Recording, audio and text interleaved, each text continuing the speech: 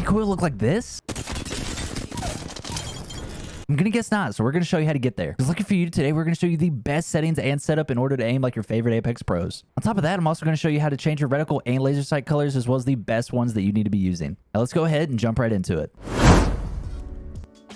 So to start us off, we're going to go right into the reason I know you're here, the controller settings. We'll start at the top of the settings screen here and work our way down. First up, we've got the custom button layout. Go ahead and take that off default and just hear me out here, as we're only really going to be changing 4 things. Right away, you need to be changing your pickup interact button from a face button like square X to one of your bumpers. I prefer the right one. The reason for this is even when looting, picking up, whatever, you never have to take your finger off the joysticks to do so. This means you will be looting near the same speed as somebody on mouse and keyboard, and the quicker you can loot, the quicker you can attack enemies that don't have any for easy KP. Now you may be wondering, okay, so I switched it, but now I need to have my grenades on another button. Where does that go? Well, you're going to be putting that on a face button that was your interact button, so probably X or square. You don't use grenades nearly as much as you do with interacting, so it's okay to take your finger off the joysticks for these. These last 2 things are completely up to you, but I prefer to have my healing items and pinging on the directional pad.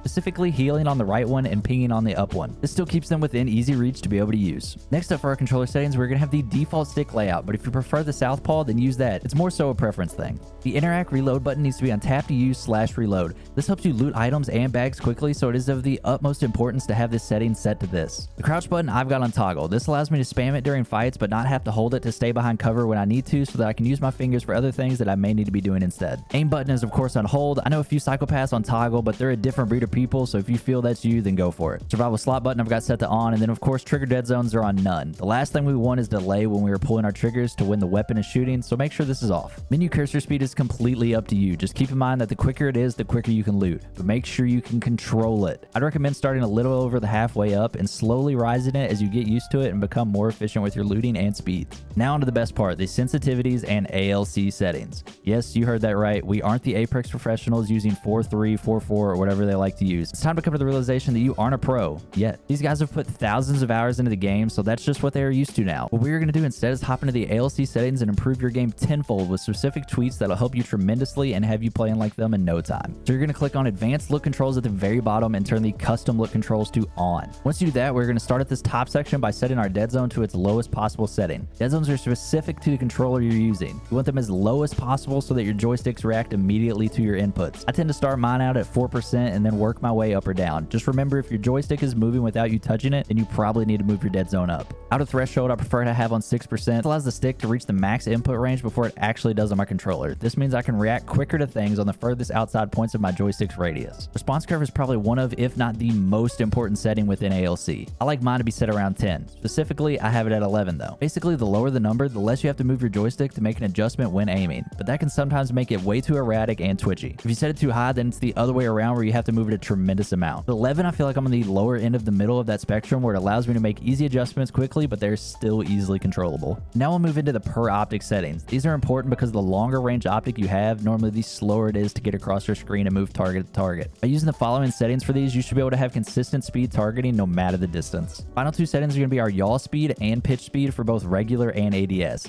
I like these numbers to be matched up for a smooth and consistent field no matter which direction I'm looking. For the regular settings, I prefer to have them both set to 160, and then for ADS, I slow it down just a bit to 130. And most importantly, turn the extras and tuning ramp ups on both of these sections all the way down to 0. These just lead to inconsistent aim and delays in your inputs. And that's it for the controller settings. Now I'll show you how to customize your reticle and laser sight colors and which ones I like to use best. So these 2 settings are actually going to be at the bottom of the gameplay settings right before you get to the accessibility settings. All you have to do is switch them from default to customized, then you can choose whatever color works best for you. I find that this bright like blue teal color works best for me in any environment, or even when looking at the bright sky as a reticle. And then it's also super easy to see as a laser sight too if that's what you prefer. Normally though, I'll actually switch the laser sight to white though, as I can find it a bit distracting. Sometimes I'll catch myself aiming using just the laser sight on screen rather than my actual cursor. When I switch to white, this still allows me to have it equipped for that boosted hipfire accuracy, but decreases the visual clutter of my screen and helps me focus on the enemy I'm fighting. Keep in mind that we give away 1,000 Apex coins every single week to a random subscriber that likes and comments, so make sure you do. And check out this next video here to find out who's the best defensive legend between Caustic, Wattson, and Rampart. Until next time, legends,